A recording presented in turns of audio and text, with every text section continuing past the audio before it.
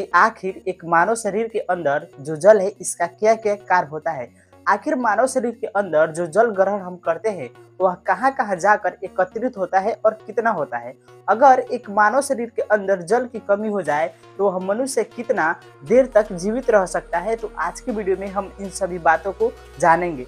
जैसा कि हम जानते हैं जो जल है इसे हम इंग्लिश में वाटर के नाम से जानते हैं। जल एक अकार्बनिक पदार्थ होता है, यानी कि इसमें कार्बन उपस्थित नहीं होता है।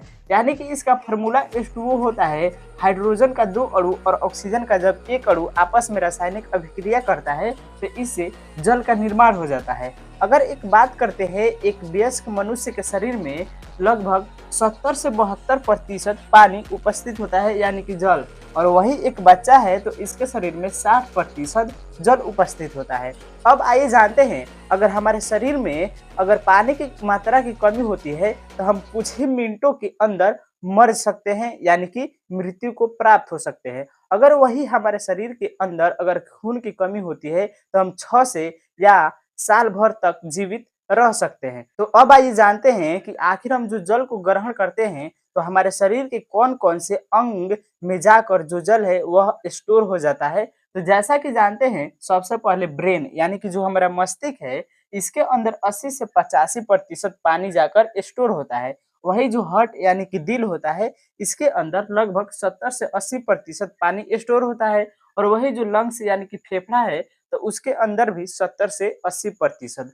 अब आइए जानते हैं जो स्किन होता है यानी कि चमड़ा, उसके अंदर 70 से 75% पानी स्टोर होता है। और जो मसल होता है उसके अंदर भी 70 से 75% पानी स्टोर होता है। अब आइए जानते हैं जो किडनी है इसके अंदर 80 से 85% पानी स्टोर होता है। और जो बोन्स यानी कि हड्डी है हमारा, इसके अंदर 21% पानी स्टोर होता है। और जो लीवर है यानी कि आसान भाषा में करेजी, तो इसके अंदर 70 से 75% पानी उपस्थित होता है। और जो ब्लड है इसके अंदर 50 से 51% पानी स्टोर होता है।